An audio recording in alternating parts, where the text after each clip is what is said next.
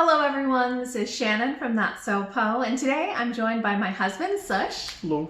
And we're going to be talking about some possible nominations for the Hugos for this year. So if you're not aware, the Hugos are a set of awards for speculative fiction, science fiction, fantasy, horror, etc.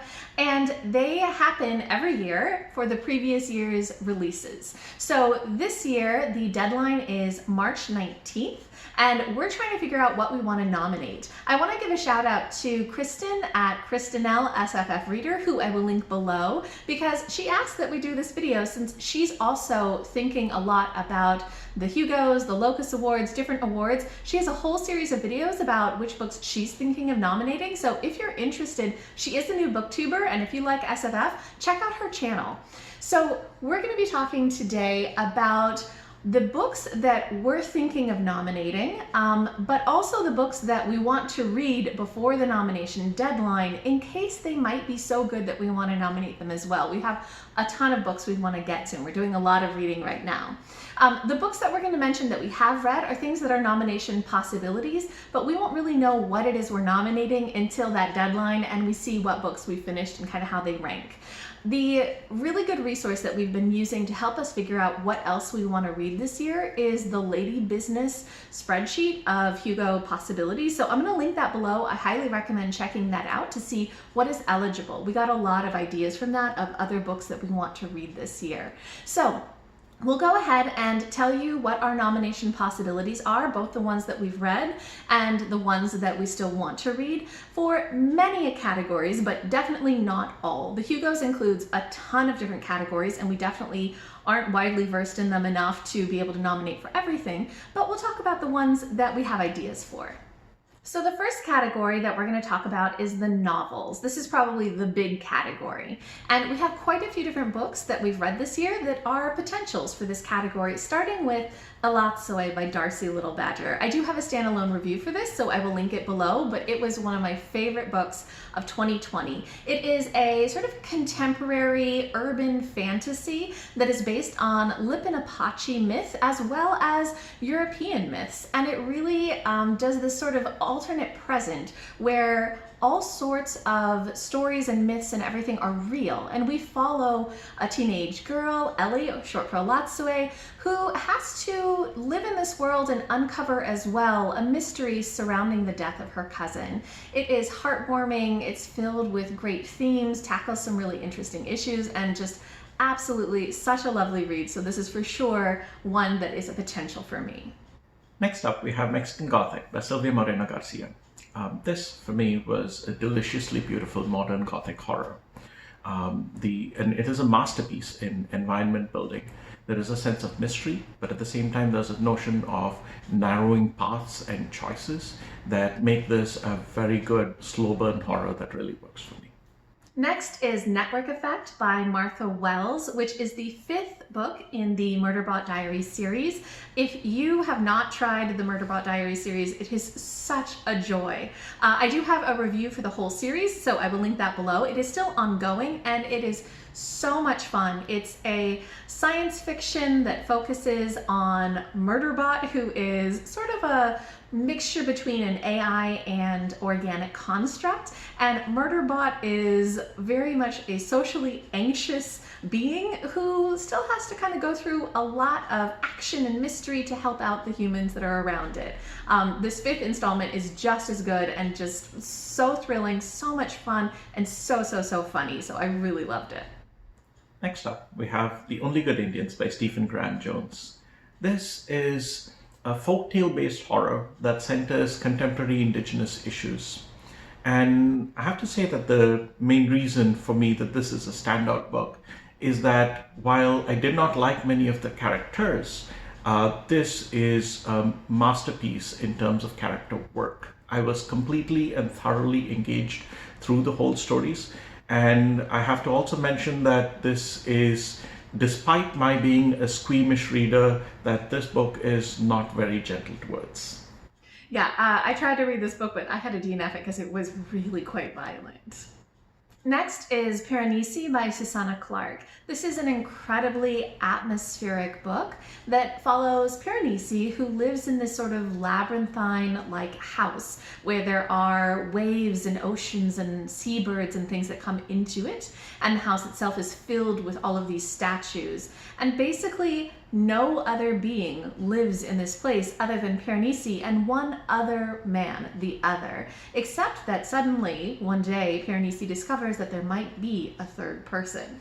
And so this story really is very much a slow mystery trying to uncover what exactly is going on in this world, with Piranesi, who is sort of an unreliable narrator because he does not know what's going on either. I really like the way that this book examines a lot of issues of isolation and mental health, and it's just a very beautifully written novel. Okay, so those are all of the books that we've read so far this year that are potential nominations as novels. There are quite a few others that we're also considering that we'd like to get to reading before the nomination period ends. One of these is The House in the Cerulean Sea by T.J. Klune, which sounds like a really heartwarming, sweet, queer novel about found family. There's Black Sun by Rebecca Roanhorse, which is a pre-Columbian Americas inspired epic fantasy. There is Hench by Natalie Zina Walsh, which sounds like really funny satire, taking a look at an accountant who works for supervillains and calls out a lot of the damage that superheroes do. The Unspoken Name by A.K. Larkwood, which is about a girl who is supposed to be sacrificed, but instead gets an opportunity to do something else with her life. There is Phoenix Extravagant by Yoon-Ha Lee, which is about somebody who ends up working for a government doing some things that are kind of questionable in terms of painting sigils, I think, on a magical dragon, but finds out that really there's some bad stuff going on in the background. There is The Bone Shard Daughter by Andrea Stubert, which is about the daughter of, I believe, an emperor or something who uses some magic based on getting people's bone shards that is sort of harmful to them and has to question that. There is Conjure Woman by FIYAH Lit, which I don't know much about, but it sounds really fascinating, something to do with magic during maybe the antebellum South. And there are also quite a few other novels that are YA novels that we want to read that would count for this category as well. But there is the Lodestar Award, which I'm going to talk about later on in this video, so I'll mention those then. Next is the novellas category, starting with The Empress of Salt and Fortune by Nevo, which was just my top fantasy of 2020. I loved this so much. I do have a standalone review for it, so I will link it below. But basically, this is the story of a cleric who goes to the house where the Empress used to live, finds her handmaiden there, and hears stories about the Empress's life. It's filled with so much political intrigue, excellent Vietnamese-inspired mythology, and it gripped me so much. I loved the writing, it was gorgeous, and I cried so much throughout this. I was so moved by all of the characters, so I really loved this one. And following that, there is When the Tiger Came Down the Mountain, also by Nevo. This is a loose sequel in that it acts as a standalone effectively, and but is set in the same world. And this story for me is basically a love letter to stories, to storytellers, to the notion that there may be many different versions of a story. And it is just really, really well done in terms of world building that happens through dialogue, through character interactions, and essentially through a lot of background. But through all of this, the important thing I want to highlight is that there is a lot of respect for characters' individual natures. And I think this is done really, really well. And I do have a standalone review for this one as well, so I will link that below. Next is No Man's Land by A.J. Fitzwater, who is a Maori New Zealand author. This is a historical fantasy that is set during World War II in New Zealand, following a woman whose brother has gone off to the war, and she works with the land girls, so she is helping out at a farm, basically. And she discovers that she has a lot of very special abilities. I loved the magic in this. I loved the mythology. I loved the way that it focused a lot on things like smell and vibration vibrations and so many things that you don't see in typical fantasies. I loved also that this is incredibly queer. It's very Indigenous focused. It was a really cool read, although a little dramatic at times. I don't have a review for this, but Rachel at Kalanadi did one that was excellent, so I will link that one below. And then we have Ring Shout by P. Jelly Clarke. P. Jelly Clarke continues to be an auto buy for me, and by this time I have to say probably an auto nominate as well. There is just so much alternate world building, history, character exploration, multiple perspectives, and depth of interactions that you forget that all of this is happening in a story that is basically novella length. P. Jelly Clarke, I think for me, is the master of the novella at this point. And I do have a review for Ring Shout, so if you want more details, it's linked below. And the last novella that we read that I am strongly considering nominating is The Stone Wētā by Octavia Cade. I loved this sci-fi novella so much. I do have a standalone review for this one, which is linked below.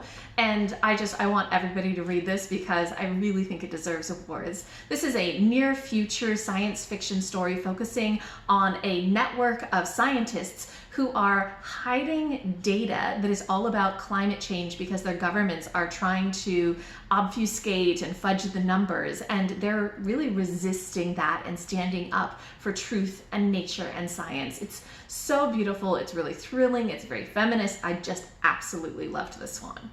And those so far are all the novellas that we have read this year and are interested in nominating.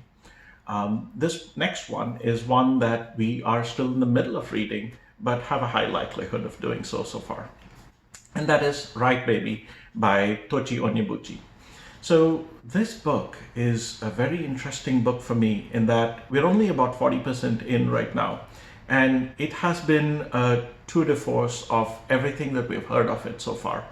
The book is full of passion and kind of so far reads like a coiled spring that you're just tightening and tightening and tightening, and you think it shouldn't be tightened past this point, and yet you continue and the spring still continues tightening. And that's the feel of the story so far.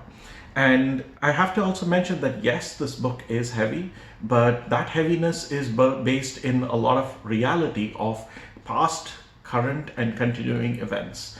And I think this book is doing something phenomenal with that.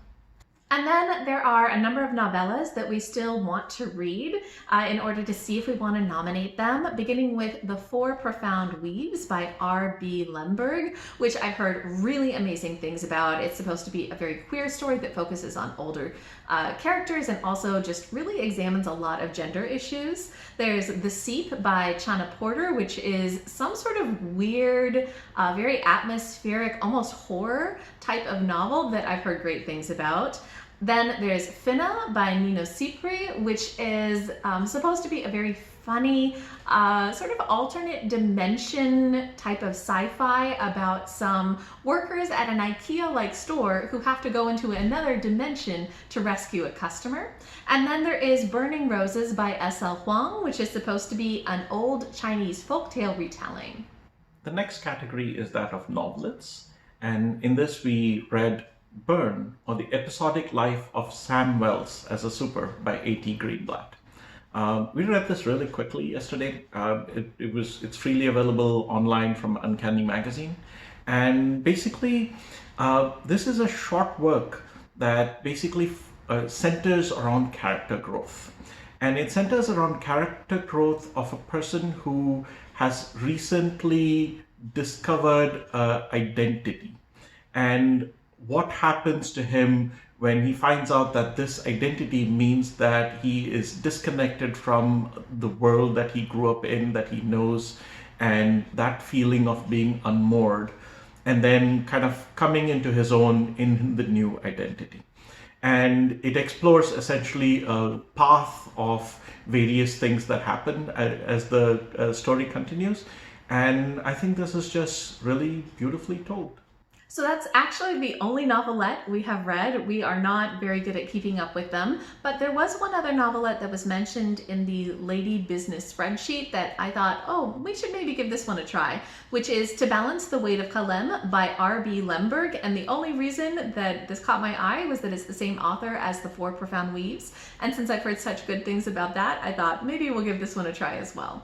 Now moving on to short stories, which also we haven't read as many of as we'd like, but we do have a couple that we think we might nominate, starting with Red Cloth, White Giraffe by Yvette, Lisa, and Lovu. This is such a great story. I really love mythology and things that talk about kind of cultural practices. This one is looking at a woman who has died and her ghost is watching over her family, sort of figure out what they're going to do with her body and if they're going to follow the practices that they should. It's a very feminist story that really looks at women's roles in society, and I thoroughly enjoyed this one. And then we have Ancestries by Cherie Renee Thomas. And this is a short story of a girl who is wilting under the shadow of her more loved twin sisters, and how she's constantly having to put up with all sorts of petty cruelties. And basically, to me, this read more like poetry in terms of it focusing on the impression of things in the environment. And this story basically is a deeply personal one, despite being set in a dystopian future, in that the world building associated with it is explicitly not the point. It is the personal story that is the point. And this is something I absolutely loved all the way till the ending. And that was a point where it confused me for a little bit, in that I couldn't quite understand what had happened. And so if you are a person that struggles with open endings, this might not work for you. But this is a story that stuck with me for multiple days after I read it, where I kept reflecting on what kind of endings it could have had and what each of those endings was actually saying.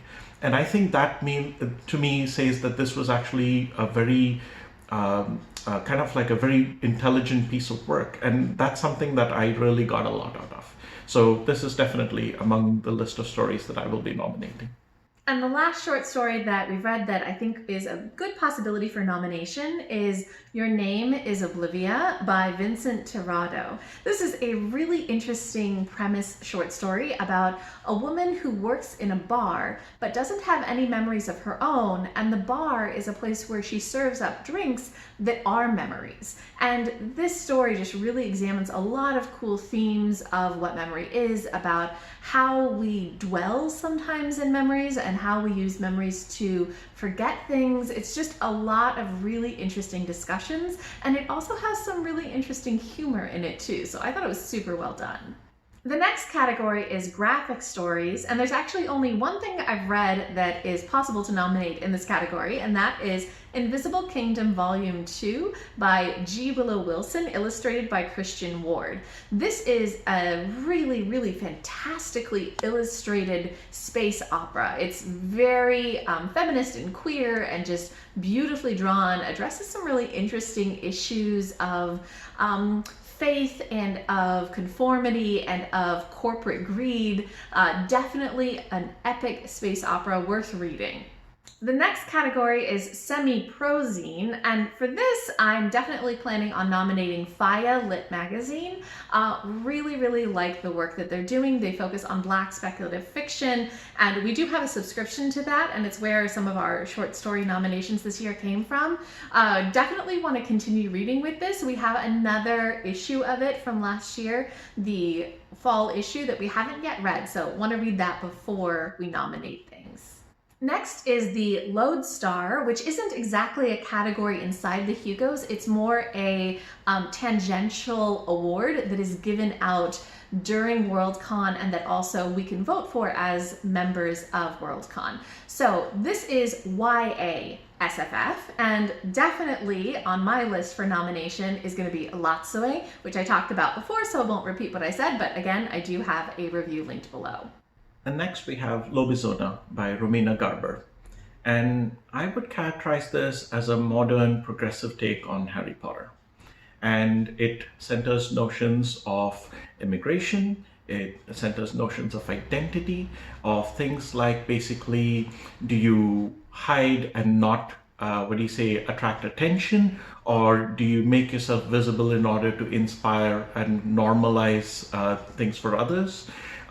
Do you rebel, or do you basically go ahead and kind of work and organize and change the system slowly? So these are all kinds of things that basically this book is trying to tackle. And I think the theme handling of this book is phenomenal. There are some aspects of the book that didn't personally work for me, and that comes around things which are YA tropes, like being mad at your parents, some amount of teenage angst, and there being a love triangle and things like that. But these, I think, are tropes that are normal for the genre and make it not fit for me, but I think it still works for the book. And so I think this book is an important one, and I'm happy to nominate it for the Lodestar. Then in addition to the books that we've read, there are quite a few YA SFF books that we'd like to read before the nomination period ends, because we've heard good things about them. Starting with A Wizard's Guide to Defensive Baking by T. Kingfisher. We really enjoy Kingfisher's writing, and this one just sounds super sweet. Each of Us a Desert by Mark Oshiro, which is a desert fantasy and is a lot about the emotional burden that people have, especially women have, for other people in their communities. Heard great things about this. Miss Meteor by Taylor K. Mejia and Anna Marie McLemore, which sounds like such a sweet story, really focusing on a friendship and on sort of being different and supporting each other for those differences. There is Cemetery Boys by Aidan Thomas, which is about a brujo who is trans and ends up trying to kind of prove himself through doing a ceremony where he accidentally brings back a ghost that he wasn't intending to bring back. There's also Black Girl Unlimited by Echo Brown, which is more of a kind of contemporary, almost magical realism type of story that focuses on a Black girl who has to deal with a lot of trauma. There is Legendborn by Tracy Dion, which is a King Arthur modern retelling. And there is A Phoenix First Must Burn, edited by Patrice Caldwell, which is a collection of short SFF stories, really focusing on kind of like Black girl magic that sounds really good. And the last category of the Hugos that we wanted to mention is the fan cast category. So the fan cast category is any sort of podcast or YouTube content talking about SFF. So basically, any booktuber that you follow who does SFF content is eligible, and go ahead and nominate them. We have lists of people who we would love to nominate, and really anybody that you want to, you can nominate. Last year, Claire at Claire Rousseau, whose channel I will link below, was the first booktuber to make it on the shortlist, which was super, super cool. And Rachel at Kalanadi, who I will also link, was just a few votes shy, like maybe 5 or 10 nominations shy of making the shortlist. So maybe she'll make it this year. So you guys nominate whoever you like to watch. It's a very cool category, and I hope more booktubers end up on it in the future.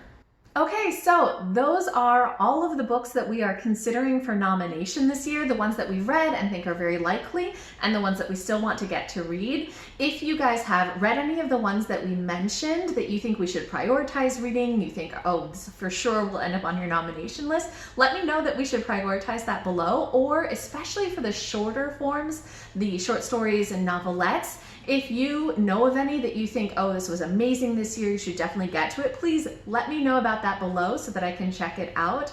We are really excited to read all of the things that we still have to read in the next month, but it's going to be a great year because we already have so many amazing things on our list. So if you guys are voting, nominating in the Hugos, let us know what you're thinking about below as well. Love to hear any thoughts or comments you have.